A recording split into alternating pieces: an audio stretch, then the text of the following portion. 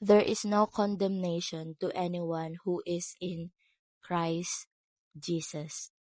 Now, noon parang naguguluhan ako kung paano to i-adapt or paano kilitasin kung ang nangyayari ba sa akin is condemnation or ang nangyayari sa akin is conviction. So, recently guys, I've fallen into sin, and the difference between then and now is that noon kasi guys, when I've fallen into sin, I always deal with this so much overwhelming guilt and shame.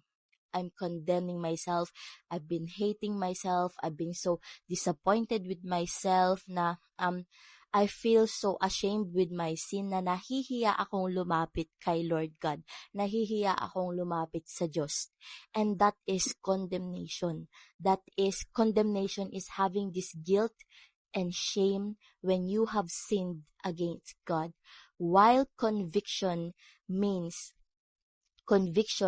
is the desire to repent, the desire to get closer to God more when you have sinned. So, ang difference noon, guys, is noon kapag nagkakasala kasi ako, because every day of our life, or not even every day halos minum-minuto sa isip natin, sa gawa, sa pananalita natin, we are all have fallen short for the glory of God. We are imperfect beings. Aware man tayo or hindi tayo aware, meron tayong mga kasalanan na nagagawa, kahit na simpleng mga bagay man yan. Because the standard of heaven is perfection. And since we cannot be perfect, that is the reason why Jesus Christ came here down on earth for us, to give us salvation himself, because he is the only perfect being who walked in this planet, who walked in this earth. So, sabi ko kay Lord kanina, since yesterday, I've fallen into sin, or last night, I've fallen into sin and whatsoever. Sabi ko kay Lord kanina, Lord, why do I feel na parang hindi ako convicted? Parang hindi ako convicted, sabi ko sa kanya. And you know what the reason is?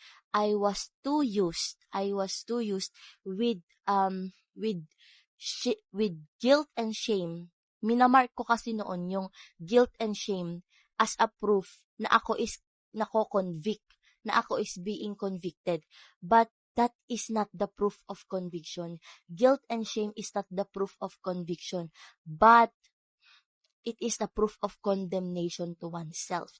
Sabi nga ni Lord, if you are in Jesus Christ, there is no condemnation in you. And right now, guys, as I understand the love of God that He has for me, the grace that He has for me, you become wise.